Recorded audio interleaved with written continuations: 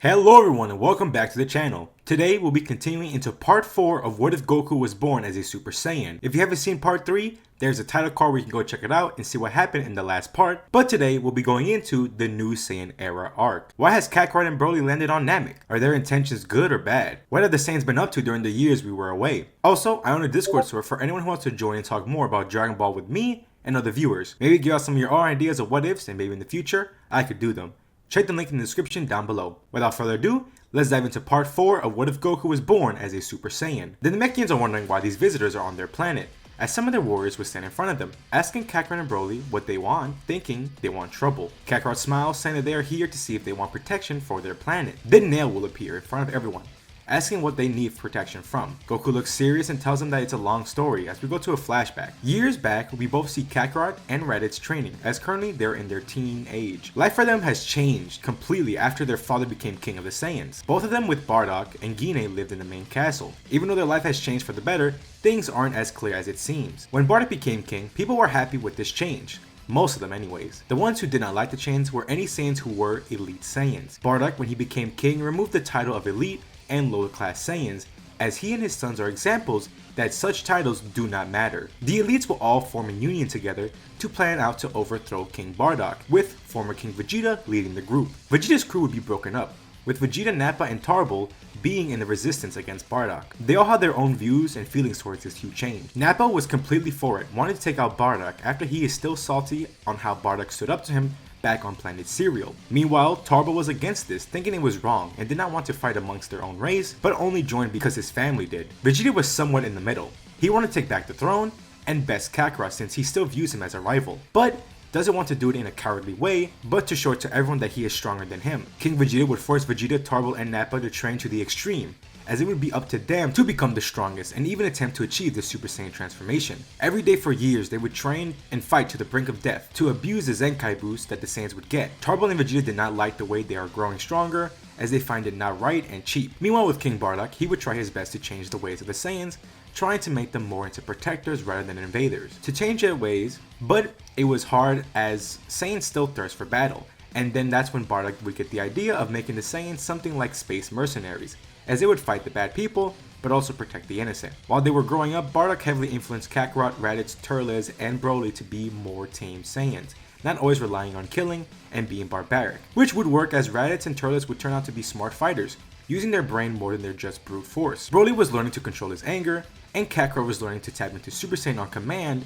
and to learn to be compassionate to others. These four Saiyans became Bardock's special forces as they were the strongest Saiyans on the planet. Kakarot and Bardock would train often in their Super Saiyan forms, trying to grow stronger, with the others joining as well, and their strength grew rapidly. Bardock would begin sending Saiyans to other planets to promote their protection and if they needed any threats to be dealt with. Turles and Raditz would be a pair and become good teammates. With Broly and Kakarot as another duo, they became real close. These two were still saddened about losing their friend Vegeta and how he somewhat became their possible enemy, wishing things would be different. When this started, former King Vegeta would form a plan to wait for a moment where all four of Bardock's strongest Saiyans would be off planet, and then their entire force would fight against Bardock. Vegeta hated this plan, as he called it cowardly, and Tarbell did not like it one bit, as he did not want anyone to be killed. Still being soft-hearted, what he would do is go to King Bardock to warn him of what his father is planning to do. Bardock would thank Tarbell for the heads up, as Tarbell would ask for one request, as he would ask Bardock to let his father and his followers live, as Bardock would give him his word. What they did not know was that a nearby secret elite Saiyan ally overheard the conversation. Word quickly spreads to former King Vegeta,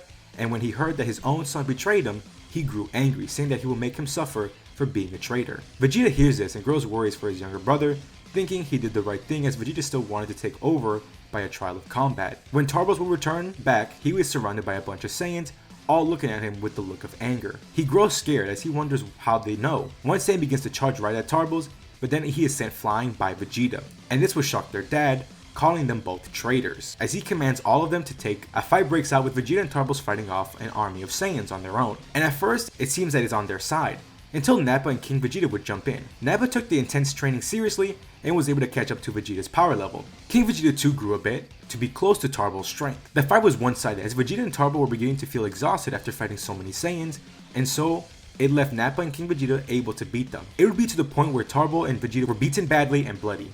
as Vegeta was holding an unconscious Tarble. King Vegeta would prepare an attack and shoot it right at Vegeta as a huge explosion erupted, as King Vegeta believed them to be dead. But he was wrong, as Vegeta, at the brink of death, managed to survive and sneak off barely conscious, carrying his brother to the one place he knew that they would be safe. Bardock would gather his sons and the two other Saiyans and tell them about King Vegeta's plan and tell them how they will counteract his plan to stop him from doing any irreversible damage. Suddenly, while they were discussing, a door busts open as they all look over to see an unconscious Tarble and a bloody Vegeta, as they both collapse. He tells the others to quickly bring them to the healing pods as he goes to pick up Tarbles. While he rushes him over, Tarble would weakly say to please not kill his father, as Bardock still promises that he will not resort to that. Once they got him into the healing pods, Kakarot would ask what they would do now as he looked at his father angrily, and his hair began to spike up. Bardock tells him to calm down and to stay by them in case they need anything, as he will go deal with it. Once he closes the door and begins to walk away, Bardock starts to lose his composure as he grows furious at King Vegeta and would power up into a Super Saiyan form in anger. Once he leaves his castle, he sees the army of elite Saiyans outside as he sees King Vegeta